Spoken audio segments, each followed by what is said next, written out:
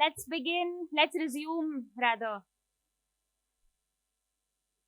How many of you just got back from Birds of a Feather? Ooh. How are your discussions? Okay, cool. So we're gonna finish up very soon, but we have some really exciting stuff before we call it a day. So our next plenary is Rita, and I know a lot of you are really excited to listen to her speak. And to introduce her, we have Sahil.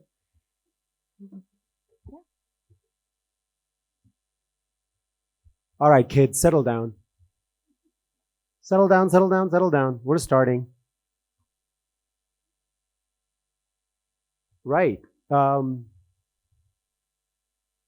So I have the esteemed honor to introduce Rita Banerji. And in general, I think Rita needs no introduction, but I've been asked to do it. So here's an humble attempt. Rita is one of the leading environmental filmmakers in India and the founder of Green Hub. Rita has always been interested in telling stories of wildlife and people. Her understanding of conservation is through the lens of a lens.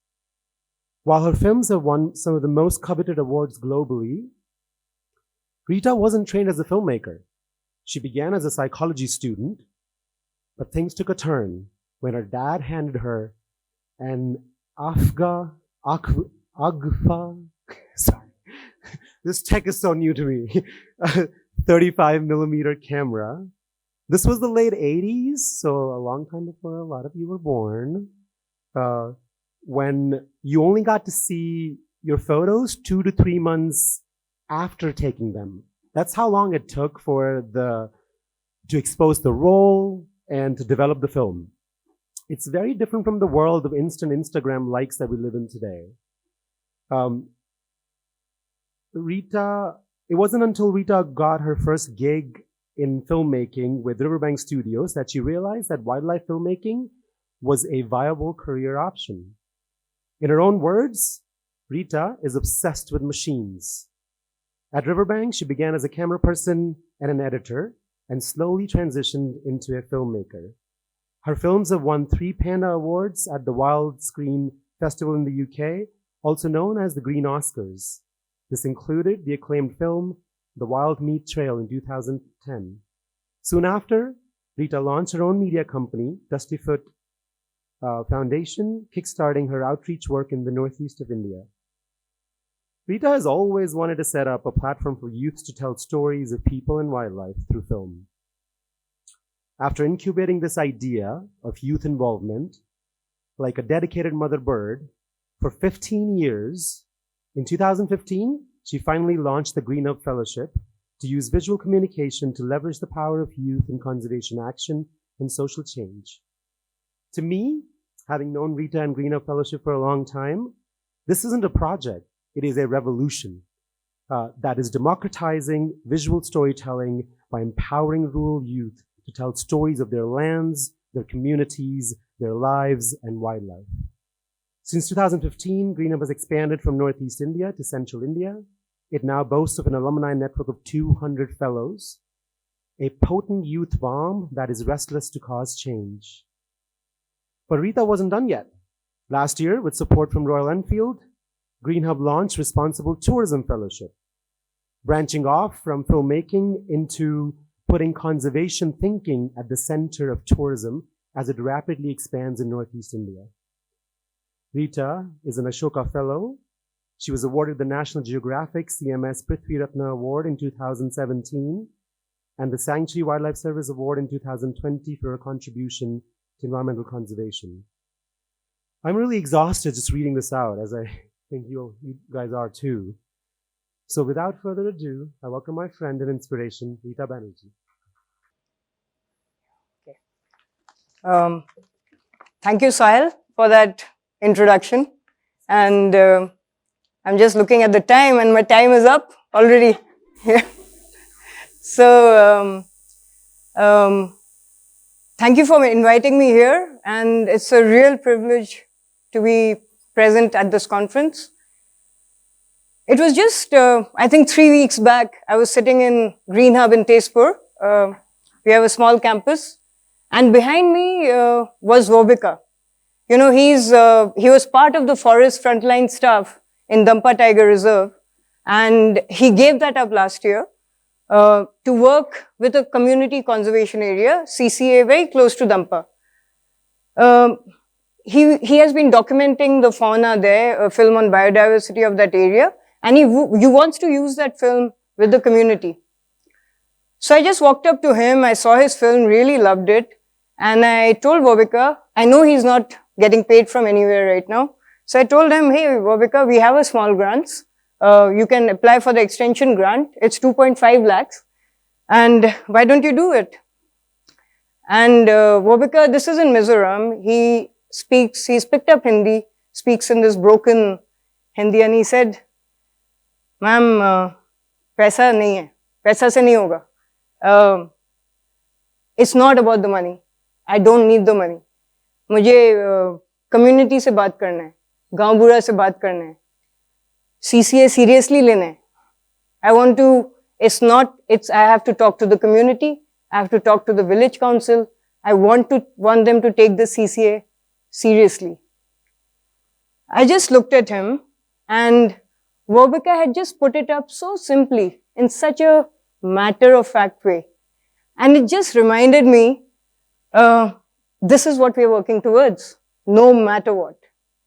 So if I look at our journey, the Green Up journey, is the fellows over the batches who have been our co-travelers, you know, and sometimes without knowing, they are our guides, our teachers.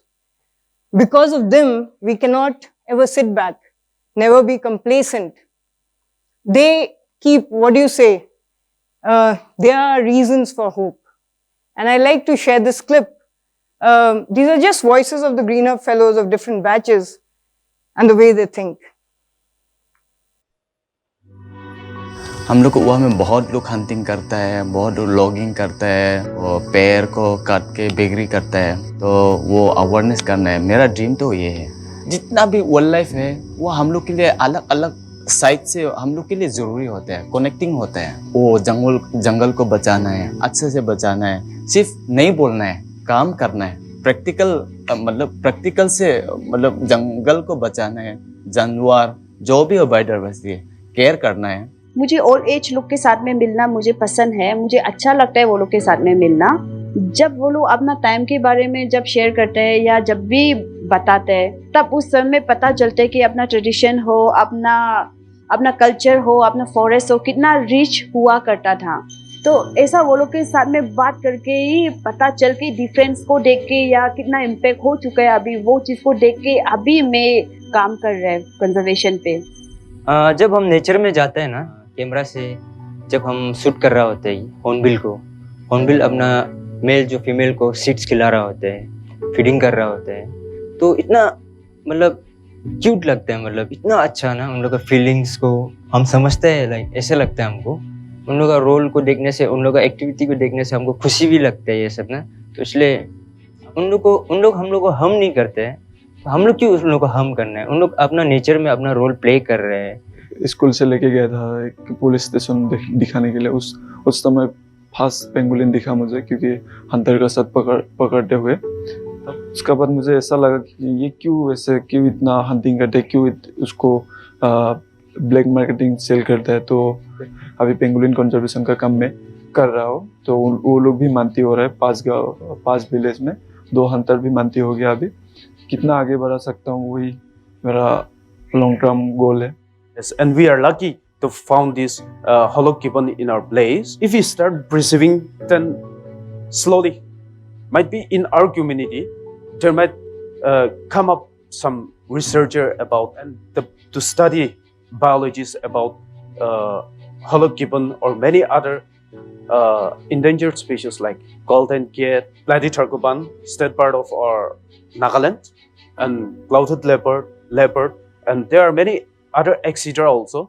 So instead of going to other place like Kaziranga or somewhere in the national park for their scholarly research or for their research studies, they will come and research at our own place. My village is very famous for oranges. It has got GI tag. People's livelihood are dependent on these oranges. But now, these oranges are slowly dying. My mother is one of the last cultivator of the orange. I want to know why the oranges in my village are dying. I really connect myself to the work related to environment, community, wildlife, and because these works really feels my soul. And the place like the Northeast, we have so much rich natural heritage and forests, rivers, mountains, streams, and vibrant communities. This is very high time to think about it and work for it, and otherwise we are going to lose our beautiful forests, waters, and the value that we carry as humans. I am curious about the wildlife and culture of my place, and to reflect about my identity and my people. One way is through audio-video representation. So it is a small step that fuels my urge to stand for whatever I am. हर जगह से ये चीज़ें जा रही है, लोगों के practice वगैरह चेंज हो रहा है, कहानियाँ गायब हो रही है, जो कि हमारे नॉर्थ ईस्ट में भी देखा जाता है। और मैं फील करता हूँ कि यहाँ पे और भी ज़्यादा स्पीड से, तेज़ी से वो चीज़ें जा रही है और चेंज हो रही है। और हमेशा से मुझे वापस आना था और यहाँ पे मुझे काम करना था, यहाँ की कहानियाँ मुझे डॉक्यूमेंट करनी थी। और मैं कंजर्वेशन पे इसलिए काम कर रहा हूँ क्योंकि मुझे अच्छा लगता है बायोडाइवर्सिटी, फॉरेस्ट के साथ में कनेक्टेड रहना। और अभी जब पता चला है कि हम लोग का बायोडाइवर्सिटी कितना इम्पोर्टेंट है हम लोग का सर्वाइवल के लिए, बायोडाइवर्सिटी अगर बचाया नहीं दिया तो आगे जाके हम लोग को ही प्रॉब्लम होने वाला है। हम जो कुछ भी कर सकते हैं अपने तरफ से वो कर रहे हैं, और आगे भी हम ट्राई करेगा कि सिर्फ अकेला में नहीं हो के और भी लोग साथ में कंजर्वेशन पे काम करें। पहले तो हंटिंग करने से हम दिल खुश होता है, तो अभी तो कंजर्वेशन काम करके लोगों को मिल के हम बात करके कंजर्वेशन के बारे में बात करके हम दिल खुश होते हैं। इसलिए मेरा ड्रीम में, मेरा लाइफ में सिर्फ कंजर्वेशन को काम करने के लिए हम मतलब प्रॉमिस किए हैं। भवन के साथ भी हम प्रॉमिस किए हैं, इसलिए मेरा ड्रीम है ये।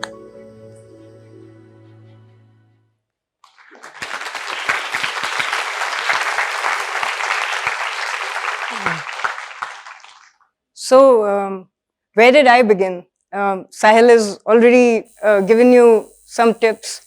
I started in 1991 and I think spent more than 2 decades traveling around India, making films on honey hunters, on turtles.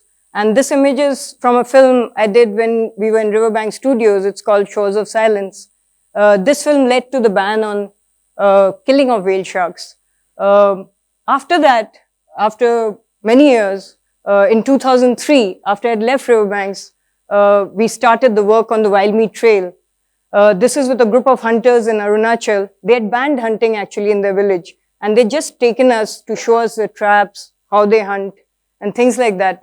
And this is my colleague Shilpi. So we spent almost 5 years from 2003 to 2007 working in Arunachal, Mizoram, Nagaland, trying to understand this whole thing about hunting. And I think it wasn't really about hunting. The film, yes, the film, you can see it on YouTube. I won't share a clip here. It has pretty intense shots about the wild meat market, bunches of birds, the slow loris tied to a pole. You'll see dead civets. But for us, I think it really wasn't hunting, about hunting. It was a journey of learning, I would say.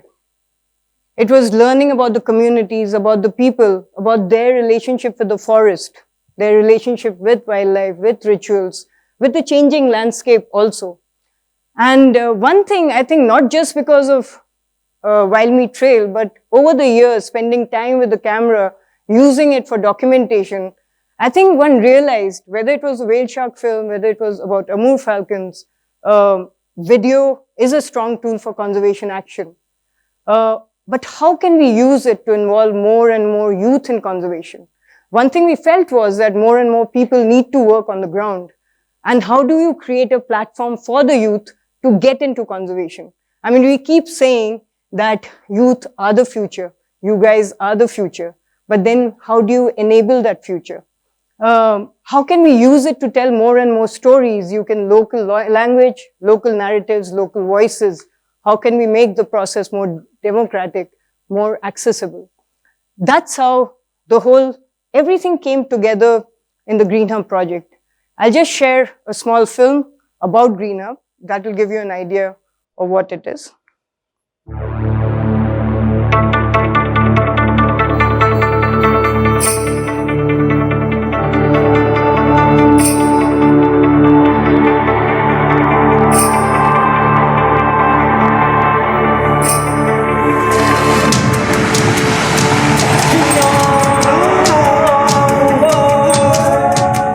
Idea of Green Hub is that how can we involve the youth across the Northeast region in conservation action and social change through the use of video. Every year, 20 fellows are selected from across the Northeast states, mostly from remote areas and marginalized communities. They are with us for 1 year. In this 1 year, they learn how to tell stories through video. And we have several internship partners across the states. Idea is, can you use video as a learning tool? And through that learning, can you be engaged with actual work with communities, actual work with conservation?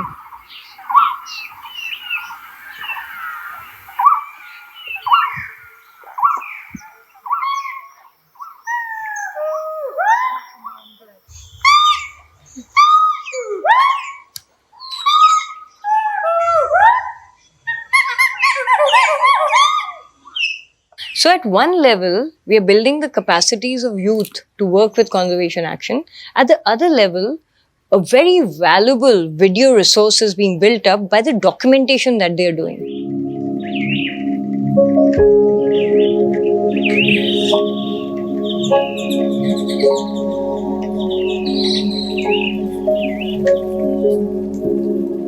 We are covering diverse topics from biodiversity, community conservation areas, human-animal conflict,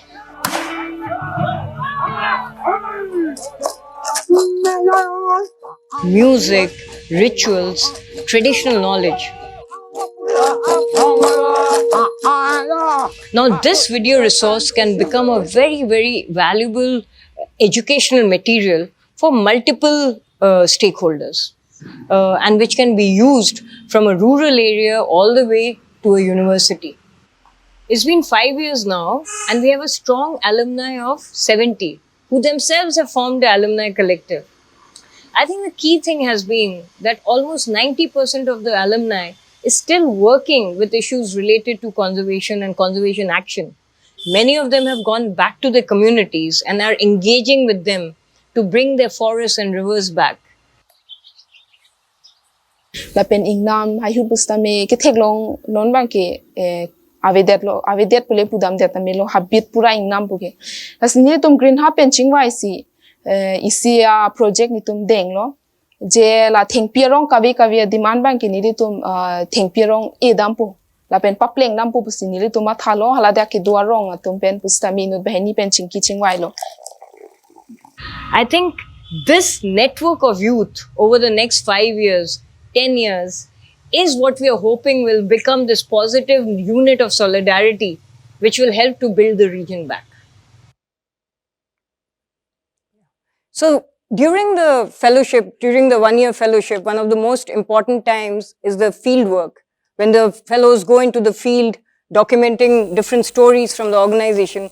But for us, it's important because this is when we really get to know the fellows, how close they can get to the subject, what is the relationship they're building with the people they're filming with, how much detail they can get into, what are the observation paths, how hard they work, how much they can push themselves, can they rough it out, can they spend hours in front of the editing table because they come back to Green Hub after every 15-20 days where the entire footage the mentors sit and work with. This is Sumit, one of our main mentors there. And in his own words, it's not really about the technical part, about the video, about editing, about the frames, but this is when we really get to know the fellows. We become friends with them. We get to know what they're going to do in the future. And also it's a time where I think we start looking at what lens they use to see the world. How are they thinking? What are their views? How are they using the camera? And I'm going to share this little story. This is Teja. He's from Kohima in Nagaland. And he, during the internship, worked with A-Tree. Teja loves insects. And he made these 2 films, Rearing Giants and Stink Bug. Both won quite a few awards. But one day I was browsing through the Instagram and I came across a story that Teja put up. And I really wanted to share it with the world. So here goes. So he's Jaja Chase on Instagram. You should follow him because he really puts up interesting stuff. So I'll just read out from his post. Femi Benny found this beauty in the jungle yesterday, and apparently they are eggs of a lacewing, an insect. The eggs are attached to a single strand of the needle pine leaf. As I was looking at this photograph this morning, it looked like notes on a music score. So I drew the lines and it was perfect. Now, with a score, I had to know how it will sound like. My sister, Seno Vizo, helped me with the piano, and I love it. And I'll just play it for you. Oh, sorry.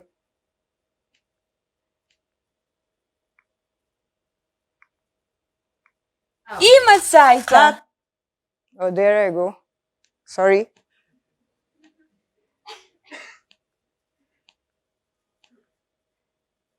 Yeah. Yeah, it should play now.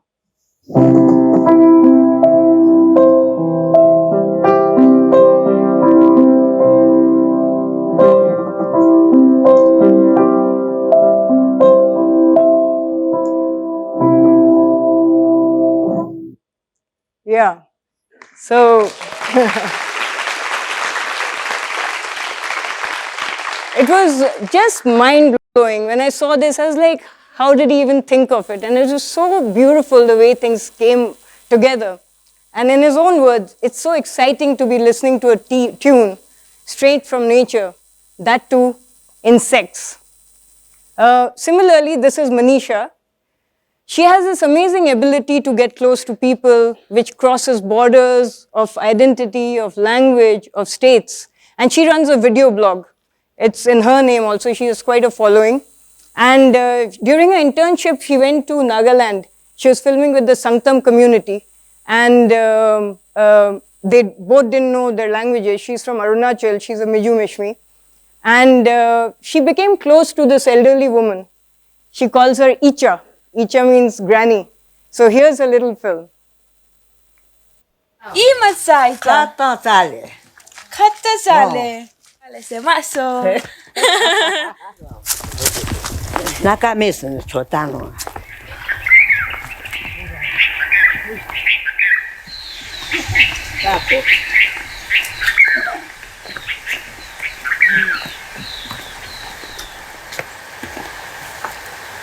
Papa.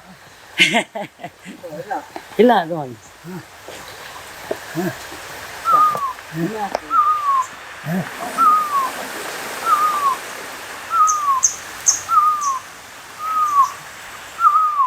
नागामिस जाने ना हिंदी बात तो मालूम नहीं नागामिस से बोलो संतम से भी बोल सकते हैं आया हेरा हेरा अच्छा बोलते हैं कोई माँ दिमापुर चल सवाने क्या करेगा हो इंदन लाऊंगा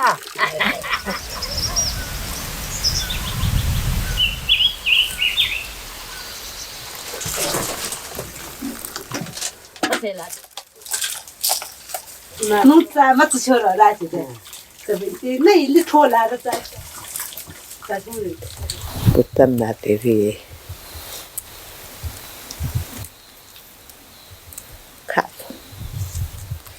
खाई itu ki खाई Ica itu nam उत्तम Putamtsire. Putamtsire. Nakaran putamme.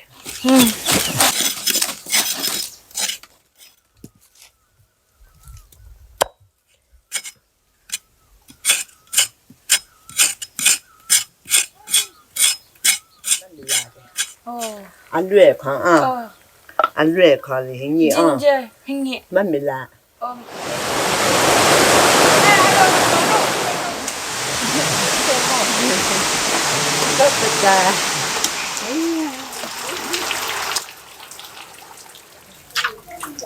Did you say?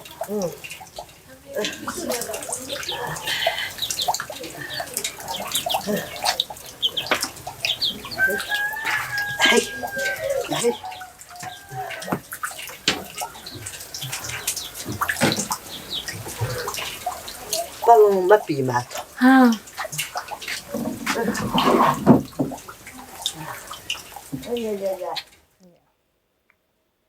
So now it's been 8 years, and we have a network of 200 fellows. We are also in central India now.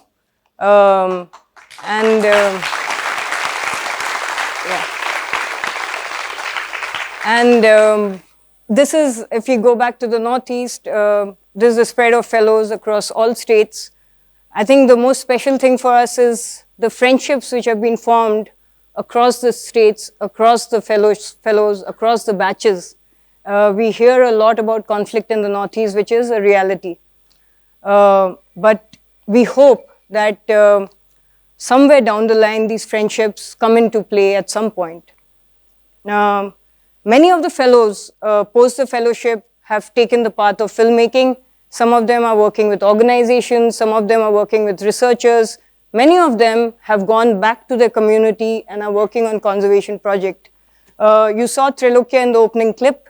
He came to us just wanting to work on pangolins. He had seen a lot of killing in the market, and he said, I just want to work with wildlife. And he's a very awkward guy. When you see him, you know, you'll never believe that he can do something. So we gave him, after the fellowship, we gave him a very small stipend, about 15,000 rupees for 6 months. But in that 1 year, beyond the 6 months, Trilokya had convinced his village to give land for restoration. So it's become a third learning site for ecological restoration. And he's formed a group called the Wild Anglong, because he's in Karbi Anglong. And he has 2 ex-hunters in his group. And it's just amazing. So sometimes you don't know what the fellow is going to do. And that's why I said they are teachers all the time. This is Sheila. She's from the Lepcha community in Sikkim. She grew up in Gangtok. But during the fellowship, she met somebody from the Lepcha community in North Sikkim. So after the fellowships, she's just spent time documenting their life, traditional knowledge she herself wasn't familiar with. Today, she's working with them to set up an indigenous museum in Zongu Valley. This is North Sikkim. Right now, that area is cut off, but she's been at it. And there are many stories, but this is Anthony. He's been one of the most inspiring fellows for us. He was in our first batch. He used to do films and camera, learned a lot on YouTube. I think in Green Hub, we just helped him to sharpen his skills. And post the fellowship, he did small assignments around Arunachal. He formed his company called Genesis 4. And today he has a production company. He rents out his equipment and also takes on other Green Hub fellows in his productions. So how do we enable this? How do we enable this process when the fellow comes to us? I think the biggest challenge for us is when they come with us and tell us, hey, I want to, I really want to stop hunting in my village, or I want to work on films, I want to work on this issue, or I want to work on conservation education. I think that is the most critical time, and that's when the entire Green Hub ecosystem starts working towards that, trying to hold on to that hook, trying to make sure that the fellow can continue on that track. And I'm not saying we are successful all the time. We have many failures, but I think our effort is that. And what is this ecosystem? It is the Green Hub team, yes, but it's a fantastic ecosystem of filmmakers, researchers, mentors, resource persons, practitioners, organizations who have all got linked to us over time. Some because we invite them, but many just because we exist and they see value in these collaborations. So this is the Green Hub team. It's expanded over the years. This was, just 1 minute. Yeah, so this is Akanksha, she's sitting right here. And she and Praveen have one of the best wildlife production houses in India called the Gaia People. And while Anthony was making these short films, he got the opportunity to work with her on a fantastic series called On the Brink. And that series opened Anthony's world. It wasn't just the technical know-how, but it was also the kind of stories. He traveled across India, and I think he came back also with the knowledge that you can rent out equipment. So he quickly came back, bought equipment, and also has a rental studio. So if you go to Itanagar, any of you can rent equipment from Anthony, and he shoots very well. So similarly, like Akanksha, there have been many people, that's Sanjay Barnela, Anjali, Shrishti Films. Every year they offer an internship to one of the fellows from Green Hub, and it's a big opportunity coming from Northeast, all the way they get to come to Bangalore and travel across India. And then we have the knowledge partners. We have a project called Youth for Forest, which is on ecological restoration. We are not experts ourselves, but these projects have been initiated by the fellows. So we have NCF, especially Aprajita's team from Pake, who are our expert partners. So that's Aprajita, Nupur in the field. That's Khem, who's part of NCF, but was also a Green Hub fellow in the first batch. So similarly, we have a series of mentors. We have researchers. Arjun and Rangjalu are sitting here somewhere. One has seen their friendship grow. Rangjalu's learned a lot from Arjun, and I think Rangjalu's taught Arjun how to throw a net, right? And so over the years, many researchers, this Janki, and it's the other way around also, where this is Rumung standing in the center. She works in a very remote village in Arunachal, Labukre. And in fact, she is the one who called us and said, there are these youth in my village, can they apply for the Responsible Tourism Fellowship? So it works both ways. When I'm saying an ecosystem, it's just not one way, but both ways, where all these researchers have contributed so much to us. And all these filmmakers, practitioners, they are the ones who have kind of, all these years, strengthened the roots, I would say, and also spread the whole, made it more impactful. So last year we had this fantastic opportunity to work with the Habitat Trust, and they commissioned these 50 films to be done only by the Green Hub alumni.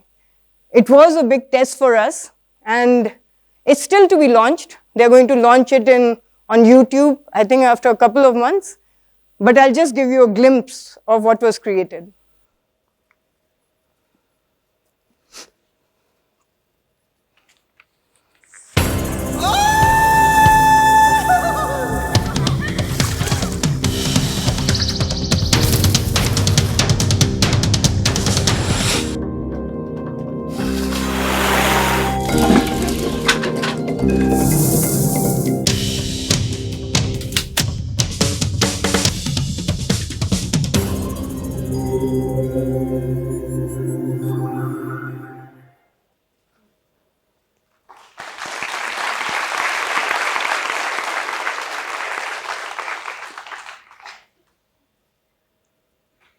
I'm not showing the whole film, but you'll just see a glimpse of a few shots.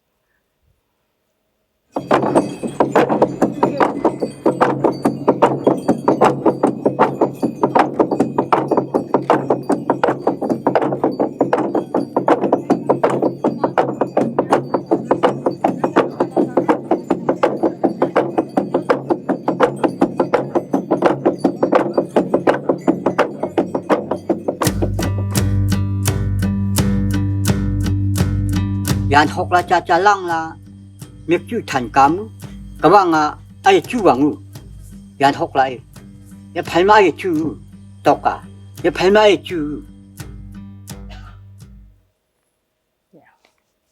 So this series will be launched soon. Hopefully you'll get to see all the 50 stories on Habitat Trust. So now we have, over the years, looking at the community conservation projects, we have 3 existing learning sites on ecological restoration. Through our small grants project, every year 8 conservation projects get not a kickstart, it's just a support for existing projects. There are 4 responsible tourism sites every year which get added. So now for each of these sites to become impactful, to remain rooted as they scale up, how do we create even more collaborations? How do we get people specifically required for those sites, required for those specific expertise? And this is how the Living Lab idea kicked off. We had been in discussion for quite some time, and finally we managed to set up something called the Living Labs. Right now there are 5 labs which have been started by people who have their own vision of conservation, their own ideas of conservation. So I'm just going to share a clip of founders of each of these labs. There's Dr. Nandini Velo, who's created something called the Canopy Collective India. I think all of you have seen the stall outside. And there is the Wellness Lab set up by Dr. Raviraj Shetty. There's the River Project. Yeah, here it is. You'll get a glimpse of this. And the Story Lab. And I'll just share a small clip where you'll hear it directly from the founders of these labs.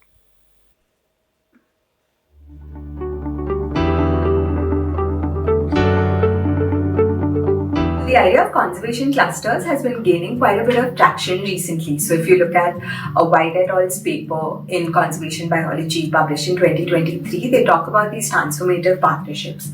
So what exists in large parts of India right now is that partnerships and collectives exist at the institutional level, often in larger cities. So the idea of Canopy Collective is that how can we create a multi-people, multi-disciplinary and multi-species collective where we're working on site-level concerns to work with fellows from Green Hub, scientists who have been working in sites for a long period of time, and basically also decrease the entry barriers for research and conservation in the northeast of India. So the idea is that if you need a space to come up with a research project, if you need a space to collaborate with somebody across the board, if you want a space where you want to co-create something together with somebody from a different discipline, Canopy Collective and Living Labs wants to be that space. Hi, I'm Dr. Raviraj Shetty. The Wellness Lab is based on the idea that the youth are the experts of their own lives, and that youth have many knowledges from the lived experiences of their own lives to navigate. And so the Wellness Lab will become a place where we will invite youth to center these knowledges that they have, to design 3 verticals. The first one is the training of youth to become peer support, peer counselors in their communities. Second is documentation of these knowledges like maps, to help us navigate. And third is to create support circles and support groups. Hi, my name is Sushmit Ghosh and I'm the co-founder of Black Ticket Films, which is a film production agency based in Delhi. And we've done a range of work over the last 15 years. Our films have ranged from themes focused on climate change and agriculture, all the way through to democracy and journalism, all the way through to public health, gender and sexuality. And these stories have gone on, these films have gone on to play in some of the leading festivals across the world, have been inducted into the curriculum of universities, and have also been used as policy advocacy and education tools. And, you know, over the years of having been to Green Hub and now having seen such a wonderful cohort of filmmakers come out, we felt that this was the right time for Rintu and me to really start a story lab, which becomes an incubation space for the next generation of storytellers from states from all across the Northeast. The River Project is a people's biography of rivers of Northeast India. We help document, archive, and retell old stories passed down through oral histories and different art forms in new ways. These are housed both online and in living museums across the region. The Living Labs is where the River Project comes together with Green Hub, Wellness Hub, Canopy Collective, and the Story Lab. The reason the Living Labs exists and we're part of it is because I think we realize that all of us need to step out of our own individual spaces and talk to each other and see what new possibilities are out there, since all of us have one common goal, which is conservation. So it's this great space with people bouncing off the walls, bouncing off ideas off of each other, and lots of new exciting projects through transdisciplinary collaborations. So come check all of us out, in fact, at Tezpur. Yeah. So we actually have a physical space now, and it's in the process of getting set up. This is in the Green Hub campus. All of you, as Vanna said, all of you are most welcome to come there, use it as a co-working space also.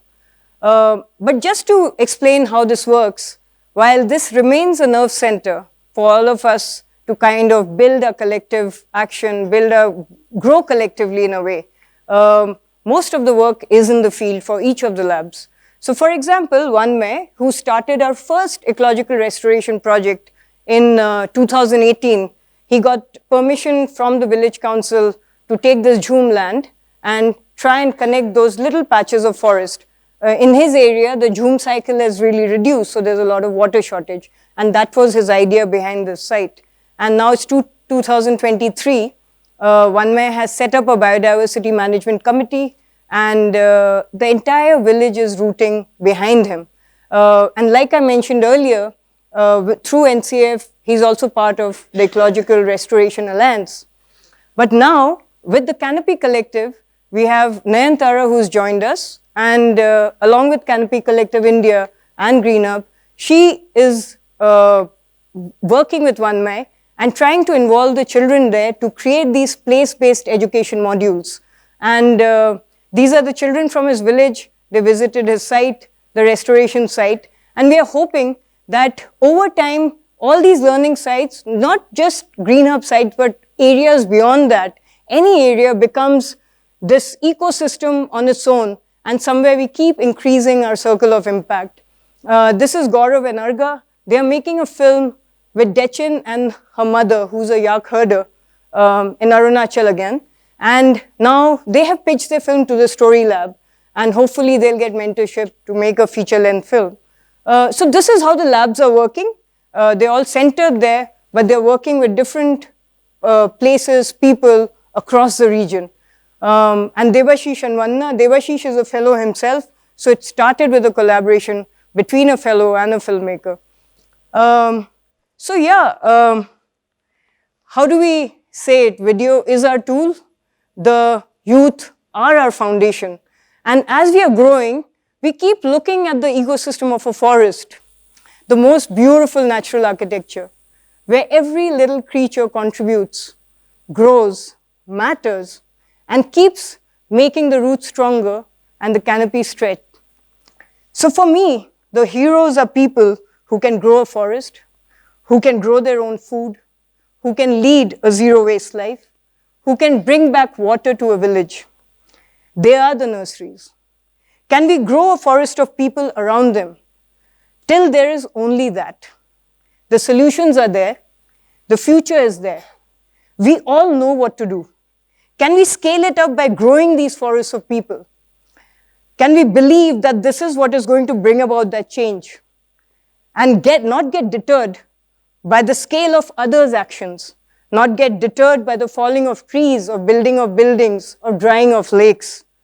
We build our own scale, we build our own planet, build a forest till we reach a critical mass.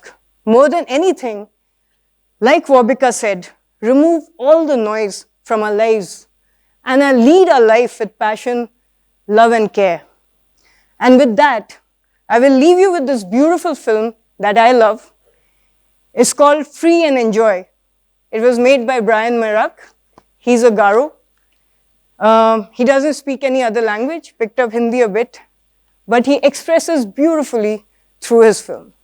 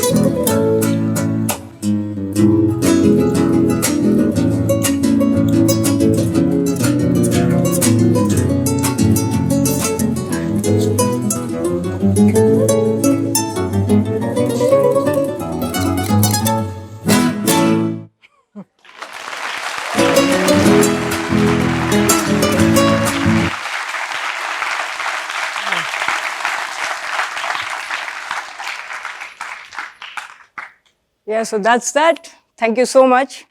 And yeah.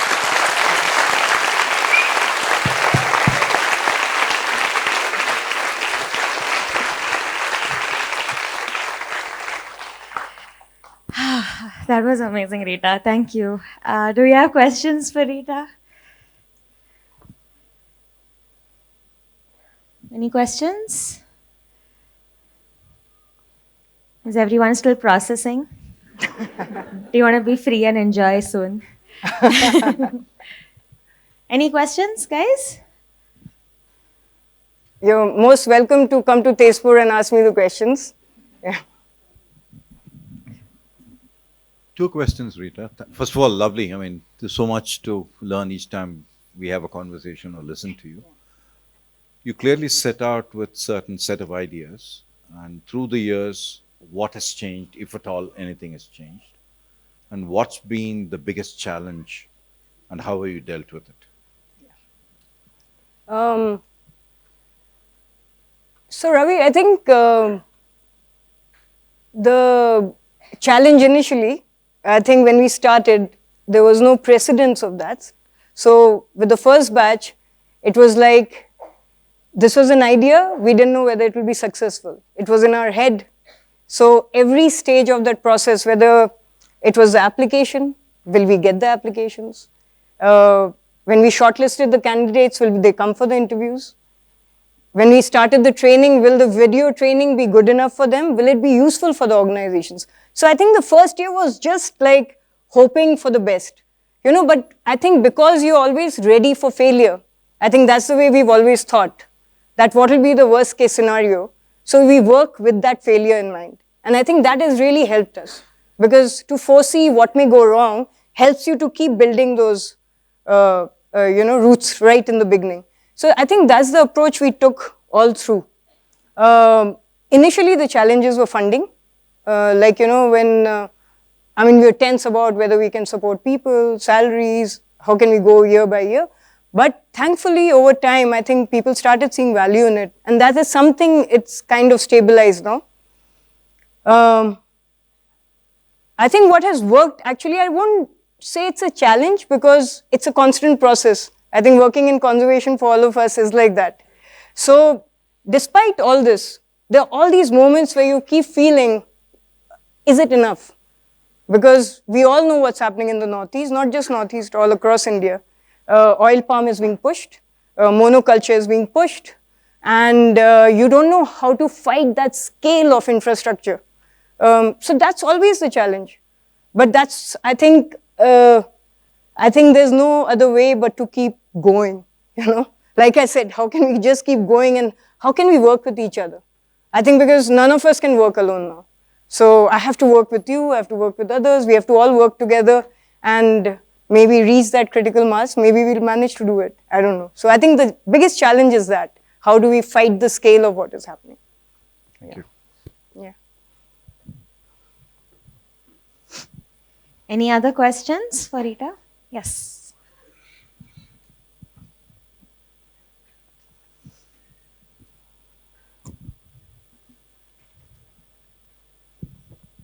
Hi Rita, that was excellent. I mean, this was one of the most enjoyable talks that I've seen in a conference.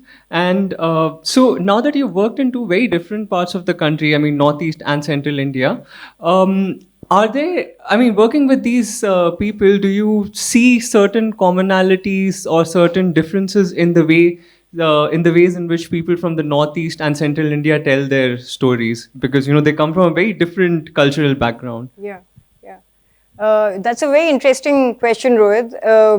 When we started Central India, because I was so much in love with the Northeast, I had my biases. I was like, oh, the youth of Northeast, will we get such applications?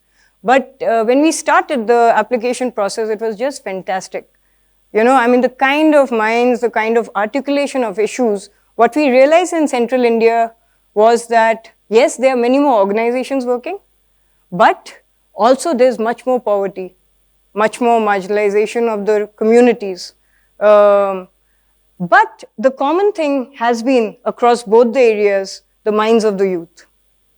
It's so similar. They're all thinking similarly about the future. They want to do something. It's not driven by, we keep feeling it's driven by money. Yes, it is. I'm not saying you need to earn a livelihood and that's what we're working towards.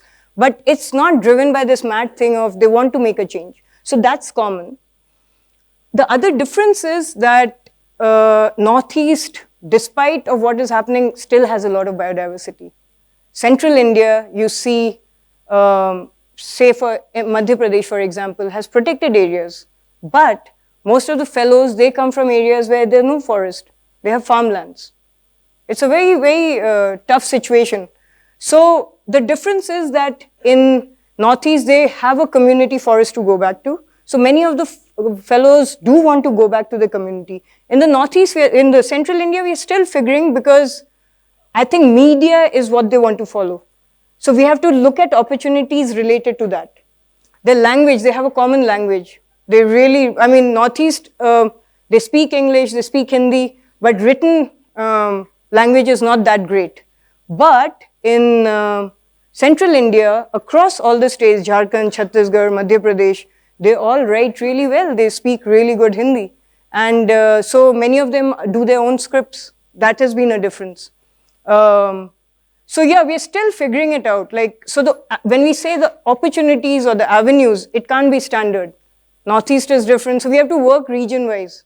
So in Central India, we have to look at what opportunities are there for them through the fellowship. What are we creating? Yeah.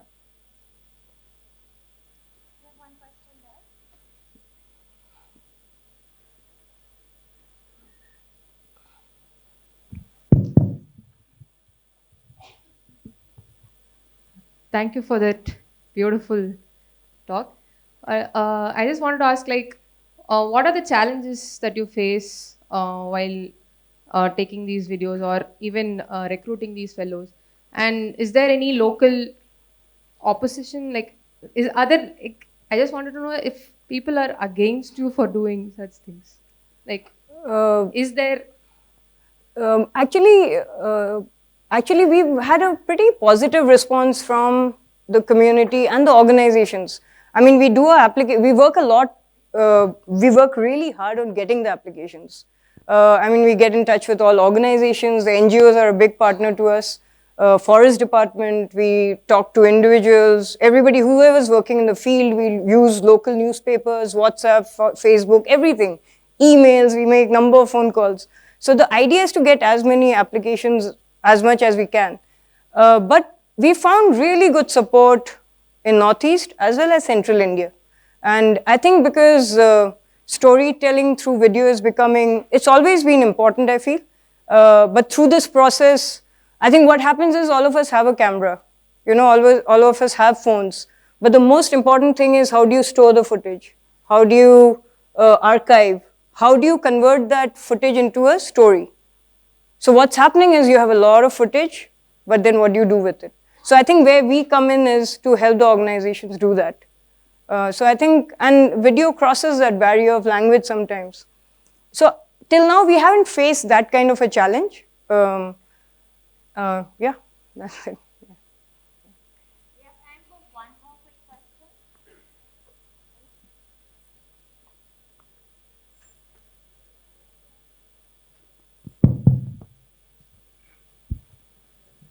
Hello. Yeah. Thanks for the talk. I was just wondering, is that the positive attitude from the people that you told? Is it because that their own people is like they are telling the stories and they are making the videos or like that? Does that make a difference? It definitely does make a difference of people from the region making the films. But many times during the internship, they're working in different states with different communities. So it's not always that they're making a film. But yes, it does make a difference that the youth are from that region.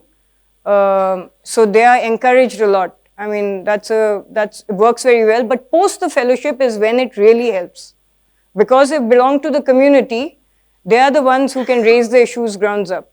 Like, we will never know what's happening in Vanme's area or Thangsoi's area or Trilokya's area. They know what is happening. Their understanding of conservation, they can immediately link it back to their village. I think so that's how it helps. Yeah. So thank you so much. Yeah. Thanks so much, Rita.